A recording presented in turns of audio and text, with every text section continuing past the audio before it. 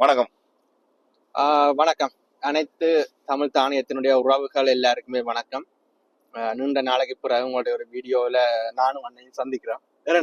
நாள் கொஞ்சம் வேலைகள் கொஞ்சம் பிஸியா போயிட்டுது. ஒருவேளை எங்களுக்கு நல்ல நாங்கள் கொஞ்சம் பிஸி வேலை, உங்களுக்கு கொஞ்சம் கஷ்டம். நாங்கள் அடிக்கடி வீடியோ போடல. சில பேருக்கு சந்தோஷம், இவங்களா இருக்கிறாங்க கேப் கொடுக்க சொல்லி. எனவே நாங்க சில விஷயங்கள் உங்களுக்கு கொண்டு வரதான் வேணும். வணக்கம். இன்னைக்கு என்ன விஷயம் தம்பி கேட்க போறோம்? இன்னைக்கு கதைக்க வேண்டிய விஷயம் ஒரு அரசியல் தொடர்பான ஒரு பதிவு. நானும்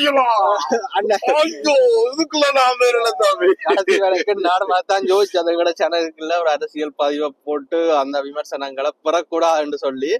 ஆனா சில விஷயங்கள் காலத்தின் கட்டாயம் நாங்கள் காட்சிதான் ஆகணும். அது மட்டும் இல்ல, நான் சும்மா பாடி சொன்னான், அரசியல் ஒவ்வொருதட்ட உரிமை, எங்கட உரிமை. அரசியல் எங்கட அரசியலுக்கு நாங்கள் வர மாட்டோம், அரசியலை கதைக்க மாட்டோம் என்று சொன்னா யார் கதைக்கிறது? அரசியல் எங்களுக்கானது, எங்கட மக்களுக்கானது. நாங்கள் தெரிவு செய்த ஒரு தலைவர் எங்களுக்கு சேவை செய்யறதுக்காக தெரிவு செய்யப்படக்கூடிய ஒரு விஷயம்தான் அரசியல். அப்ப நாங்கள் ஒவ்வொரு தரம் உன்னிப்பா கவனிச்சு விளங்கி எங்களுக்குரிய தலைவரை நாங்கள் தெரிவு செய்ய வேணும். இது நான் சும்மா படிக்க அரசியலா என்ன, நீங்க எல்லாரும் அரசியல் நான் கதைக்கல. சில கொண்டாட்டத்துல இங்க அரசியல் கதைக்க கூடாது போர்டு கூட போட்டிருக்கேன் வேண்டாம், அதால சண்டை வர மாட்டேன். சண்டையில் வரும், அது விளக்கமில்லா கதைச்சா சண்டை வரும். ஆனா அரசியல் கட்டாயம் கதைக்க வேணும். அப்பதான் அந்த அரசியல் அடுத்த சமுதாயத்துக்கும் எடுத்து செல்லப்படும். சரி அண்ணா, வணக்கம். இப்ப எங்களோட இலங்கையில் நடக்க போற விஷயம் இந்த உள்ளூராட்சி சபைகளுக்கான தேர்தல். சரிதான். இந்த தேர்தலை பொறுத்த வரைக்கும் நிறைய கட்சிகள் காலத்துல நிக்குது. இதுல முக்கியமான விஷயம், கடந்த பாராளுமன்ற தேர்தலில் கூட இலங்கையிலேயே யாழ்ப்பாணத்துலதான் அதிக கட்சிகள் நின்றதுன்னு சொல்லி ஒரு அறிக்கை வந்திருக்கு. சரிதான்.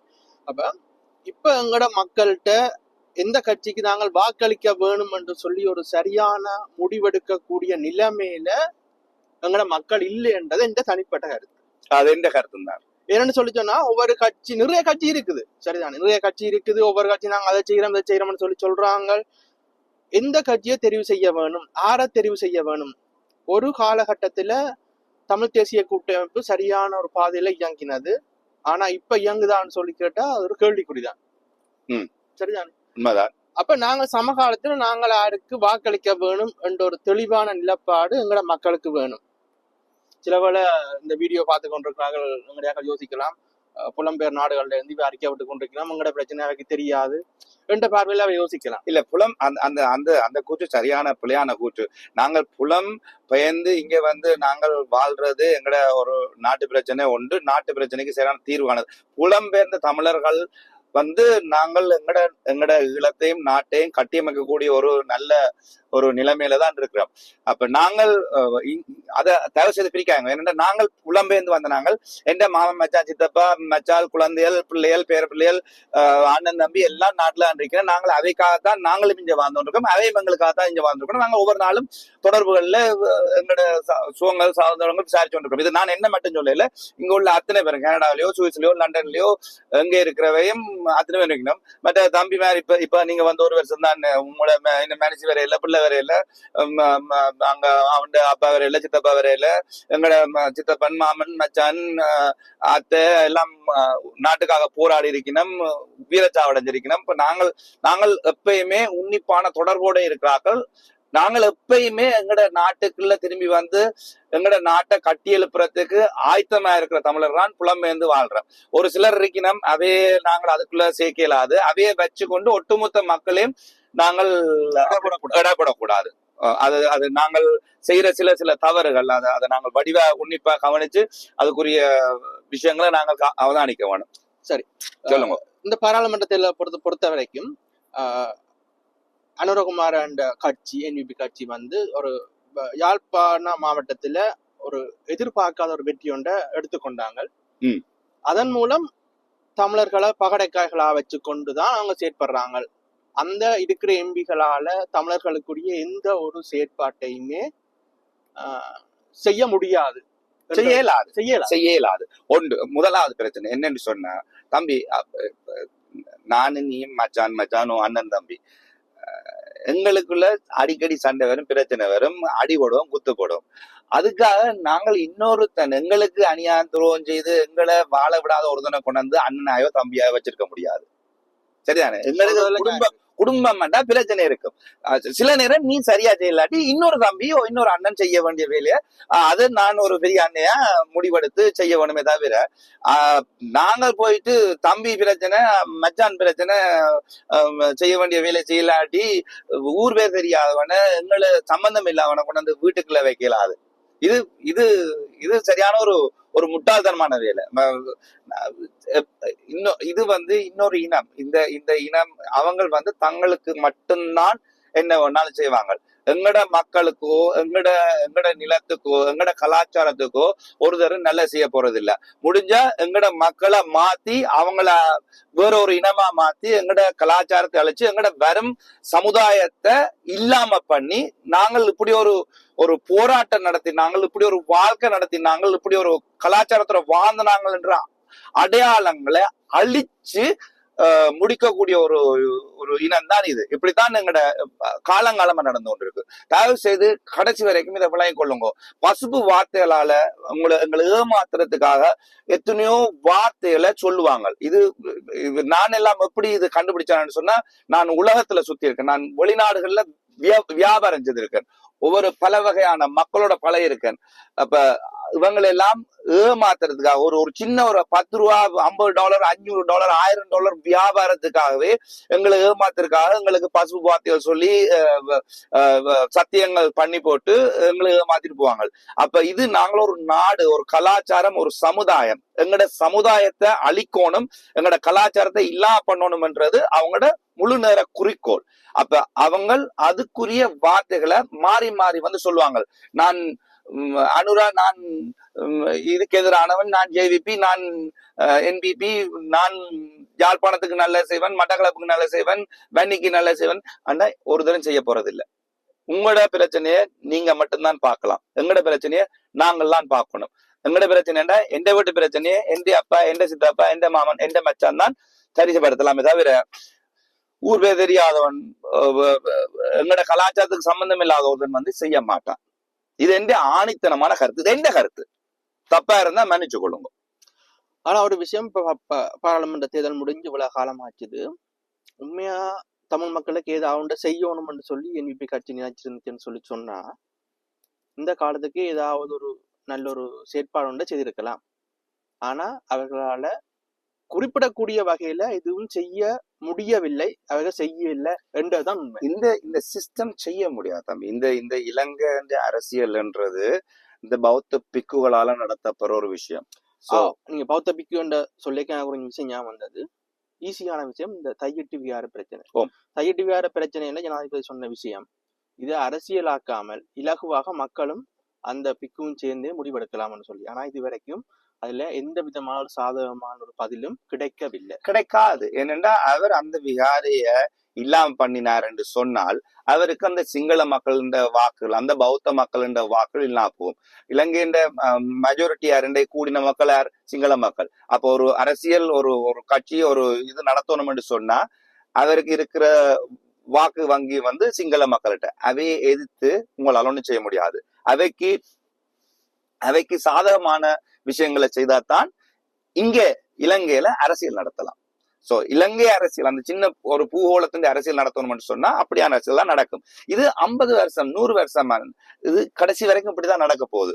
இன்னும் அப்படித்தான் நடக்கும். அப்ப நாங்கள் இன்னும் முழிச்சலையில நாங்கள் இன்னும் அவங்களோட பசுப்பு வார்த்தைக்கு நம்ப போறோம்னு சொன்னா நாங்கள் எங்களோட விஷயத்த அழிவு பாதையை கொண்டு போவோமே தவிர இது எங்களுக்கு ஒரு நல்ல விஷயம் நடக்கக்கூடிய ஒரு விஷயமா எனக்குண்டா தெரியல. சரி அண்ணா, அப்ப இப்ப நான் உங்கள்ட்ட கேட்கிறேன், வாழ உள்ளூராட்சி சபை தேர்தலில் நீங்க யாருக்கு ஓட் பண்ண சொல்லுங்க. நான் யாருக்கு ஓட் பண்ண சொல்லணும்? நான் சொல்லி கேட்கறதுக்கு நான் ஒரு பெரிய தலைவனும் இல்ல, மக்களுக்கு நல்லது ஒரு தியாகியும் இல்ல. சரி, உங்களோட தனிப்பட்ட எந்த உழைப்பு நான் இந்த குடும்பத்துக்கு எந்த மச்சான் சொந்தக்காரருக்கு சொல்லுவேன். நாங்கள் இப்போதைக்கு எனக்கு தெரிஞ்சு இன்றைக்கு சிறப்பா ஆக்டிவா செய்து அதுல முக்கியமா ஒரு 4-5 பேர் எனக்கு நான் ஃபாலோ பண்ணி நான் எதிர்பார்க்கறது நல்லது செய்யக்கூடிய கட்சின்னு சொன்னா சைக்கிள் கட்சி எனக்கு தெரிஞ்சு. அதுல லோயர் சுபாஷ் இருக்கார். அவர்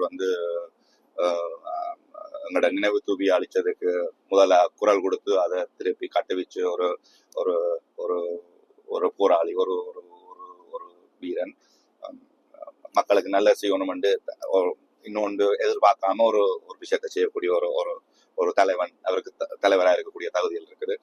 அது தவிர கஜேந்திரகுமார் பொன்னம்பலம், ஐயா குமார் பொன்னம்பலம் ஐயா மாமனிதர் விருது எங்களோட தலைவரால் கொடுக்கப்பட்ட அவற்ற மகன் கஜேந்திரகுமார், அவர் எங்களுக்காக போராடி எங்களுக்கான பிடிவுகளை, எங்களுக்கான சுதந்திரங்களை பெற்றுத்தரக்கூடிய ஒரு ஒரு தலைவர். அவையோட இப்ப ஐயா சிவாஜி லிங்கம் ஐயா சேர்ந்து நிற்கிறார். அவர் எங்களோட மற்ற கஜேந்திரன், அருந்தவபாலன், எங்கட ஊருக்குள்ள எங்கட சொந்தக்கார பிள்ளை, முதல் அராளி, நாங்கள் அராளி, எங்கட ஊருக்குள்ள எங்கட சொந்தக்கார பிள்ளை பவானி, எங்கட வச்சால் முறை. மற்றது எங்கட ஒரு மாமா, கணன் மாமா நிற்கிறார்.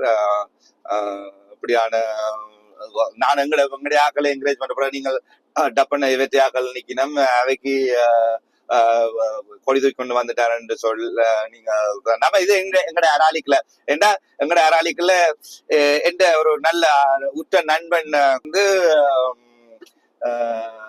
எம்பிபில நிக்கிறார். ஆனா நான் அவருக்கு சப்போர்ட் பண்ண மாட்டேன். நெட்டி கன்ற பின்னும் குற்றம் அது நண்பனா இருந்தானே, தாயா இருந்தானே, பேப்பனா இருந்தானே,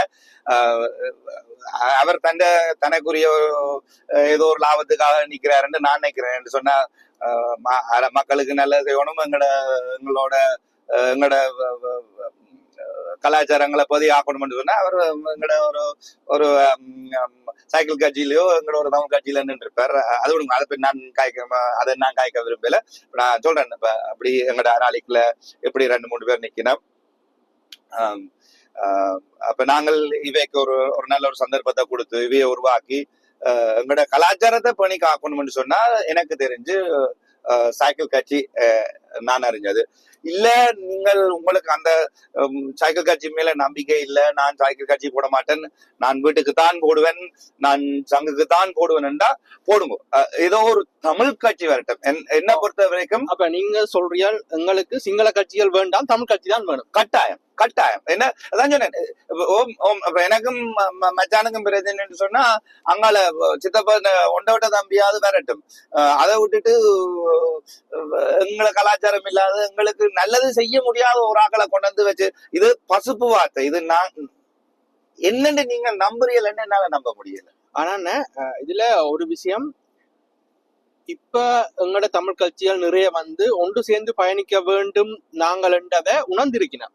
சொல்லுவினம் கண்கண்ட அப்புறம் சூரிய நமஸ்காரம் சொல்லி எல்லாரும் ஒன்று சேர்ந்து பயணிங்கோன்னு சொல்லி நிறைய தமிழ் அரசியல் ஆய்வாளர்கள், நிறைய பொதுஜன அமையங்கள்ட நிறைய பேர், மத உரிமையார் எல்லாம் சேர்ந்து சொன்ன விஷயம், எல்லாரையும் ஒன்றா சேர்ந்து ஒரு குடையின் கீழே பயணிக்க சொல்லிண்டு.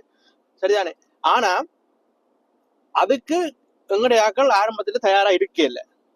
இதை எப்ப பாடமா அறிஞ்சு கொண்டவேன்னு சொல்லி சொன்னா போன ஜனாதிபதி தேர்தல் கட்டாயம். அப்பதான் உங்களுக்கு அப்ப சுடுகண்ட கூட அடுப்புங்கட நாளாண்டு நீங்க எங்களை வீட்டு பிரச்சனை, இது திரும்பியும் இதே வீட்டு பிரச்சனை. எனக்கும் மச்சானுக்கும் தம்பிக்கும் சண்டை வரையே இல்ல.